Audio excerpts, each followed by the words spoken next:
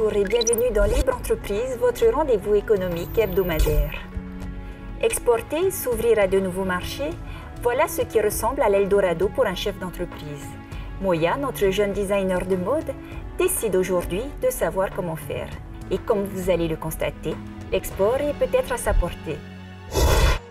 Pour Moya, conquérir le marché local est une chose, mais elle aimerait aller plus loin dans sa démarche. J'aimerais exporter mes produits, donc je viens voir Lovina du service export qui va m'expliquer comment ça se passe. Bonjour. Je viens te voir parce que j'ai un projet de création d'entreprise et dans l'optique où ça marcherait bien, voire plus que bien, de savoir comment ça se passe pour exporter les produits après. D'accord. Qui dit exporter dit aller loin. Et qui dit aller loin, nouveaux marchés, nouvelle clientèle, comment aborder le marché. Donc tout ça, il y a une réflexion à faire au niveau de cette démarche à l'export. Qu'est-ce que tu as comme produit ?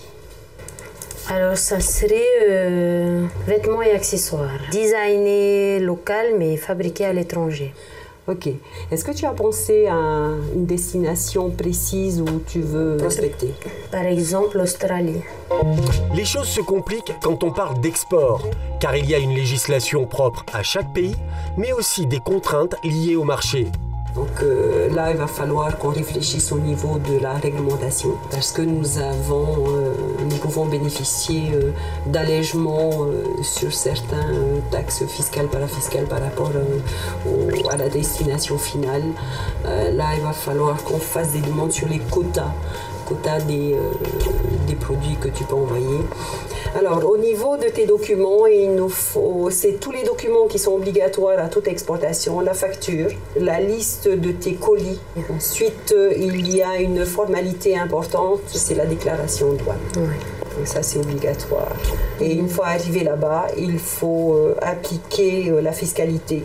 La bonne nouvelle pour Moya, c'est qu'un festival va avoir lieu en Australie et qu'elle pourra y être présente, à condition toutefois d'être préparée. Moi, je pense que le festival de Melbourne qui est en préparation, là, ça peut marcher pour tes produits. Et c'est quoi exactement ce festival ? Alors, c'est un festival polynésien qui va se passer à Melbourne.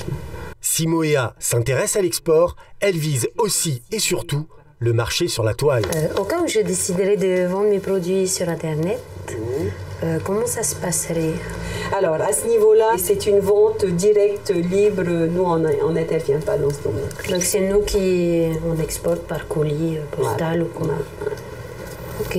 Merci beaucoup d'avoir répondu à mes questions. Moi, je pense que c'est un bon produit et il y a un marché à prendre à l'extérieur. On verra selon l'évolution de mon projet, mais si ça marche bien ici, il n'y a pas de raison que ça ne marche pas ailleurs. Sachez qu'avant d'exporter, il faut absolument étudier le marché, déterminer le besoin de la cible et surtout l'image qui est attachée à la provenance du produit. Dans un prochain numéro, nous verrons comment utiliser Internet pour faire de la vente à l'export.